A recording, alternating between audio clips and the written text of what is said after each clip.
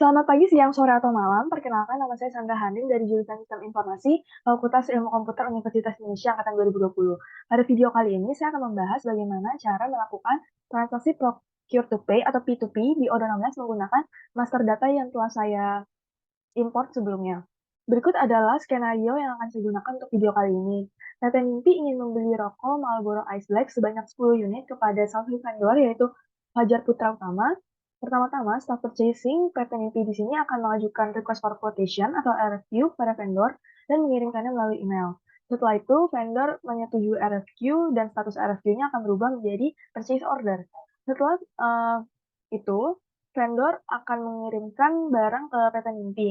Setelah produk diterima oleh staf warehouse PT Nimpi, staf tersebut akan memberikan konfirmasi penerimaan barang kepada vendor. Kemudian akan terbit vendor bills. Di sini, staf finance PT Nimpi bertugas untuk membayarkan vendor bill tersebut kepada vendor. Untuk prerequisition-nya, beberapa hal masih sama, yang pastinya melakukan konfigurasi database sesuai dengan NPM, atau sama aja kita menggunakan database yang sama dengan import master data sebelumnya, kemudian mengunduh modul sales, purchase, inventory, accounting, dan contacts. Namun untuk procure to pay ini yang dibutuhkan sebenarnya hanya modul purchase, inventory, dan accounting. Setelah itu mengatur currency menjadi IDR melalui accounting setting, melakukan pengecekan apakah telah berhasil mengubah currency menjadi IDR melalui pembuatan produk di modul sales. Setelah itu melakukan duplikasi database. Nah, setelah itu kita akan masuk ke prerequisition yang sangat penting untuk transaksi procure to pay ini. Yang pertama adalah membuat 3 jurnal baru, yaitu vendor bills, cash, dan bank BCA melalui modul accounting. Pembuatan jurnal ini sangat penting supaya kita dapat menerima barang dari vendor dan juga membayarkan vendor bills kepada vendor. Nah, di sini kita bisa lihat di Odo. Di sini kita pergi ke accounting, kemudian klik configuration dan klik yang journals. Nah, di sini tuh dapat dilihat bahwa berikut adalah jurnal-jurnal yang ada. Nah, miscellaneous operation ini kan sudah dikasih tahu di video sebelumnya. Lalu berikut adalah vendor bills, maaf, jurnal vendor bills yang telah dibuat. Berikut adalah detailnya. Kemudian ini adalah jurnal cash. Nah, satu lagi adalah jurnal Bank BCA. Sebenarnya pembuatan jurnal ini tidak harus, tapi apabila Anda belum memiliki jurnal ketiga ini, Anda harus membuatnya. Selanjutnya adalah membuat 3 user baru dengan role staff purchasing, warehouse, dan finance melalui user settings. Di sini kita bisa pergi ke settings, kemudian klik yang users and company dan pilih yang users. Nah, di sini tuh dapat dilihat bahwa terdapat 3 user baru, yaitu Vira Finance yang bertugas untuk membayarkan vendor bills nantinya. Nah, di sini diberikan akses accounting sebagai billing, kemudian staff payung purchasing ini, dia di sini diberikan akses purchase sebagai administrator, dan juga Wati Warehouse diberikan akses inventory sebagai administrator. Sebelumnya, Anda juga perlu melakukan change password di sini, supaya Anda bisa login ke 3 akun tersebut. Nah, di sini saya sudah melakukan perubahan password. Setelah itu, kita login ke 3 akun tersebut menggunakan multiple browser.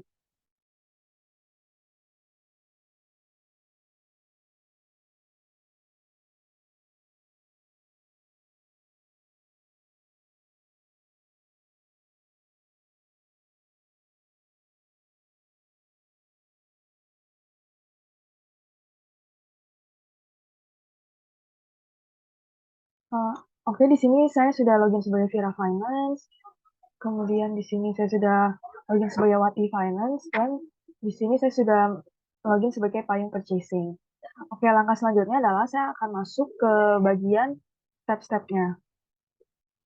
Langkah pertama dari melakukan transaksi procure to pay atau P2P ini adalah membuat request for quotation pada akun purchasing staff.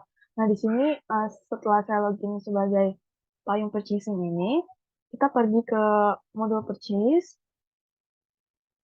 Setelah itu, di sini kita klik tombol create untuk membuat request for quotation-nya. Nah, di sini terdapat beberapa field yang perlu kita isi, yaitu vendor, kemudian list of produknya, setelah itu order deadline, dan lain sebagainya. Tetapi beberapa field memang tidak diwajibkan untuk diisi. Nah, di sini sesuai dengan skenario tadi kita akan mengirimkannya ke vendor pajak mitra utama, kemudian untuk produknya adalah toko Marlboro Ice Flex. Nah, di sini kita akan beli sebanyak 10 unit. Oke, setelah itu kita bisa klik tombol create di sini. Nah, kita balik lagi ke halaman sebelumnya. Nah, di sini dapat dilihat bahwa kita telah berhasil membuat RFQ dengan kode dokumen P00001. Setelah RFQ berhasil dibuat, kita dapat mengirimkannya ke vendor melalui email dengan mengklik tombol send by email di sebelah kiri atas. Lalu akan muncul tampilan seperti ini.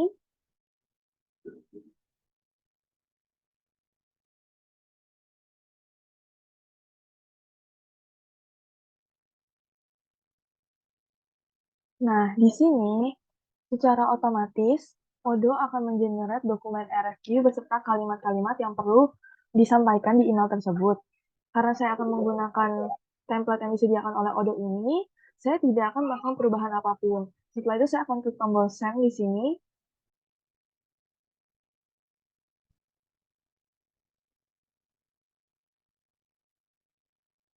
Setelah itu, status RFQ-nya telah berubah menjadi RFQ send. Setelah mengirim RFQ, vendor terkait akan membuat quotation untuk PT Mimpi, yaitu kita. Setelah mendapatkan quotation-nya, kita dapat langsung mengecek apakah quotation yang dikirimkan itu sudah sesuai dengan yang kita inginkan. Jika sudah sesuai, maka kita akan mengklik tombol confirm order di sini. Kemudian status RFQ ini akan berubah menjadi purchase order. Nah, di sini dapat dilihat ya bahwa statusnya telah berubah. Atau di bagian sebelah kanan juga dapat dilihat perubahan statusnya. Setelah terbitnya purchase order atau PO, vendor selalu mengirimkan barang-barang yang terdaftar di PO ini kepada kita sebagai PT Mimpi. Untuk itu kita perlu menerima barang yang dikirimkan oleh vendor tersebut. Karena itu kita perlu pergi ke akun warehouse staff. Maaf. Oh, maaf. Nah, di sini dapat dilihat bahwa kita telah login sebagai akun staff warehouse. Nah, di sini kita pergi ke modul inventory. Kemudian di sini di kolom receipt ini dapat dilihat bahwa terdapat satu transaksi yang perlu kita proses,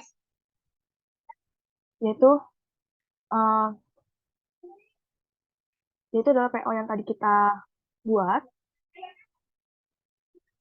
Setelah itu, kita dapat memvalidasi penerimaan barang tersebut dengan mengklik tombol validate. Atau pertama-tama kita bisa nge-set quantities-nya yang bagian dan ini menjadi sesuai dengan demand-nya, yang menandakan bahwa vendor telah mengirimkan seluruh barang yang terdaftar di PO. Nah, di sini dapat dilihat bahwa di kolom dan ini telah berubah menjadi 10 gitu, yang menandakan bahwa vendor telah mengirimkan sebanyak 10 unit sesuai dengan demand-nya. Kemudian kita di sini bisa klik tombol validate.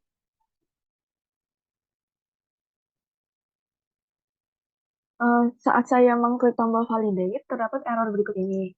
Nah, tadi cara saya mengatasinya adalah di sini saya akan login ke akun administrator, kemudian pergi ke modul inventory, terus ke bagian produk di sini, lalu cari produk uh, yang ada di purchase order tadi, yaitu Marlboro Ice Flex.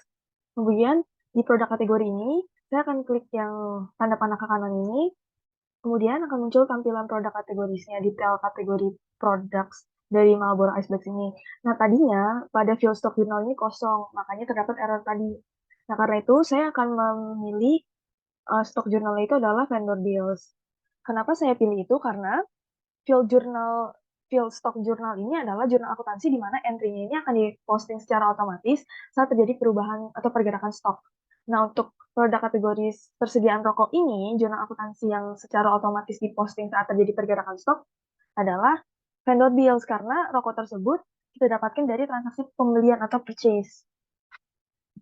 Nah, karena saya sudah ini, saya mungkin akan coba uh, reload ya, reload page ini. Kemudian saya akan coba klik tombol validate lagi. Nah, di sini dapat dilihat bahwa status dokumen ini telah berubah menjadi dan gitu. Hal ini tuh menandakan bahwa staff warehouse tuh telah mengkonfirmasi penerimaan barang kepada vendor. Setelah itu, kita kembali lagi ke akun purchasing. Nah, di akun purchasing ini dapat dilihat bahwa tombol confirmation date-nya ini tuh masih ada gitu. Nah, jadi ketika barang sudah diterima oleh staff warehouse ini, seharusnya tombol confirmation date ini sudah tidak ada. Nah, karena itu nanti kita akan coba untuk reload page-nya. Ini kita bisa klik reload sekarang. Nah, di sini tuh dapat dilihat bahwa tombolnya yang tadi ada sekarang sudah nggak ada gitu.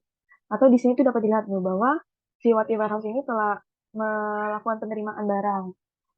Selanjutnya, kita di sini bisa klik tombol create deal untuk membayar pembelian produk yang telah kita lakukan ke vendor terkait. Nah, jadi ketika kita mengklik tombol create deal ini, si staff purchasing ini tuh membuat draft vendor bill-nya gitu, supaya dapat diakses oleh staff finance. Nah, di sini dapat dilihat bahwa si staff purchasing ini telah membuat draft vendor bill. Setelah itu kita pergi ke akun finance. Nah, di sini kita reload dulu ya. Setelah itu kita klik tombol menu di atas ini, terus pergi ke accounting, tombol accounting. Kemudian di sini kita bisa klik tombol yang vendors, terus yang ke bagian bills. Nah, di sini dapat dilihat bahwa terdapat draft vendor bill yang telah dibuat oleh staff purchasing tadi gitu. Lalu pilih dokumen tersebut. Nah, di sini kita dapat mengatur accounting date-nya itu sesuai dengan tanggal hari ini, yaitu tanggal pembayaran vendor bill tersebut. Lalu di sini kita bisa klik tombol confirm supaya status dokumen ini telah berubah menjadi vendor bill, bukan lagi draft vendor bill.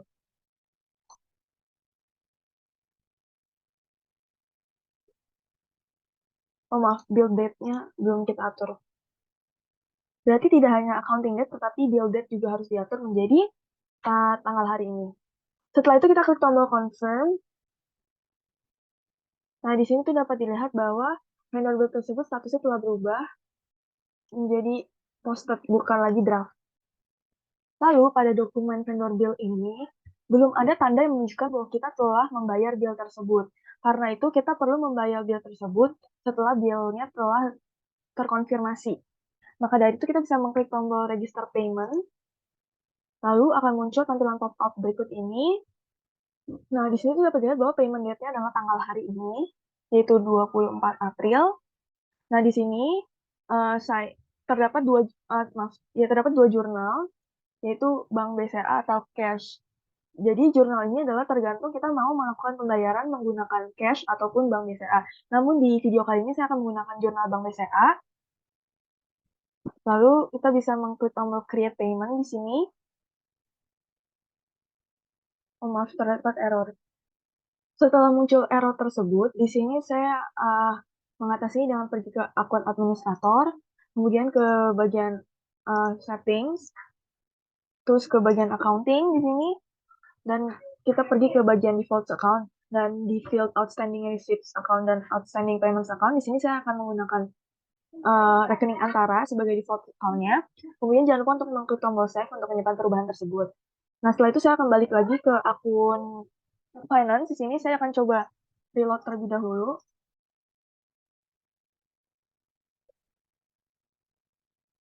Nah, setelah itu saya akan coba klik tombol register payment lagi. Kemudian saya akan klik tombol create payment. Nah, di sini dapat dilihat bahwa statusnya itu sudah in payment. Atau di sini dapat dilihat bahwa paid on 24 April 2023. Setelah itu kita bisa balik lagi ke akun purchasing. Di sini kita bisa reload page ini.